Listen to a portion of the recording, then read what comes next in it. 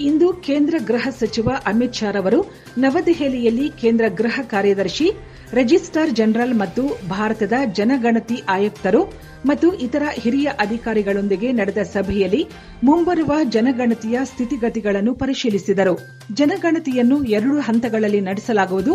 ಹಂತ 1ರಲ್ಲಿ ಮನೆ ಪಟ್ಟಿ ಕಾರ್ಯಾಚರಣೆಯಲ್ಲಿ ಪ್ರತಿ ಮನೆಯ ವಸತಿ ಪರಿಸ್ಥಿತಿಗಳು, ಆಸ್ತಿಗಳು ಮತ್ತು ಸೌಕರ್ಯಗಳನ್ನು ಸಂಗ್ರಹಿಸಲಾಗುತ್ತದೆ. ತರುವಾಯ 2ನೇ ಹಂತದಲ್ಲಿ ಜನಸಂಖ್ಯಾ ಗಣತಿ, ಪ್ರತಿ ಮನೆಯ ಪ್ರತಿಯೊಬ್ಬ ವ್ಯಕ್ತಿಯ ಜನಸಂಖ್ಯಾ, ಸಾಮಾಜಿಕ, ಆರ್ಥಿಕ, ಸಾಂಸ್ಕೃತಿಕ ಮತ್ತು ಇತರ ವಿವರಗಳನ್ನು ಸಂಗ್ರಹಿಸಲಾಗುತ್ತದೆ. ಜನಗಣತಿಯಲ್ಲಿ ಜಾತಿ ಗಣತಿಯನ್ನು ಸಹ ಮಾಡಲಾಗುತ್ತದೆ.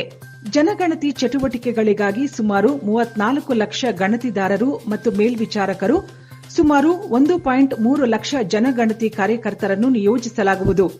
ಇದು ಪ್ರಾರಂಭವಾದಾಗಿನಿಂದ 16ನೇ ಮತ್ತು ಸ್ವಾತಂತ್ರ್ಯದ ನಂತರದ 8ನೇ ಜನಗಣತಿಯಾಗಿದೆ. ಮುಂದಿನ ಜನಗಣತಿಯನ್ನು ಮೊಬೈಲ್ ಅಪ್ಲಿಕೇಶನ್ಗಳನ್ನು ಬಳಸಿಕೊಂಡು ಡಿಜಿಟಲ್ ವಿಧಾನದ ಮೂಲಕ ನಡೆಸಲಾಗುವುದು.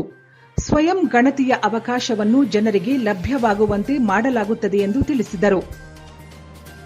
ಕೇಂದ್ರ ಸರ್ಕಾರವು ಇಂದು ಜನಸಂಖ್ಯಾ ಗಣತಿಯನ್ನು ಪ್ರಕಟಿಸಿದ್ದು, ಈ ಪ್ರಕ್ರಿಯೆಯು 2027ರಿಂದ ಆರಂಭವಾಗಲಿದೆ.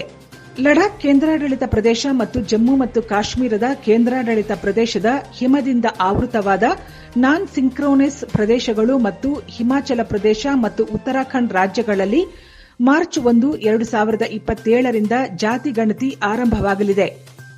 ಲಡಾಖ್ ಕೇಂದ್ರಾಡಳಿತ ಪ್ರದೇಶ, ಜಮ್ಮು ಮತ್ತು ಕಾಶ್ಮೀರದ ಕೇಂದ್ರಾಡಳಿತ ಪ್ರದೇಶ ಹಾಗೂ ಹಿಮಾಚಲ ಪ್ರದೇಶ ಮತ್ತು ಉತ್ತರಾಖಂಡ್ ರಾಜ್ಯಗಳ ಹಿಮದಿಂದ ಆವೃತವಲ್ಲದ ಪ್ರದೇಶಗಳಿಗೆ ಅಕ್ಟೋಬರ್ 1, 2026ರಿಂದ ಜಾತಿ ಗಣತಿ ಆರಂಭವಾಗಲಿದೆ.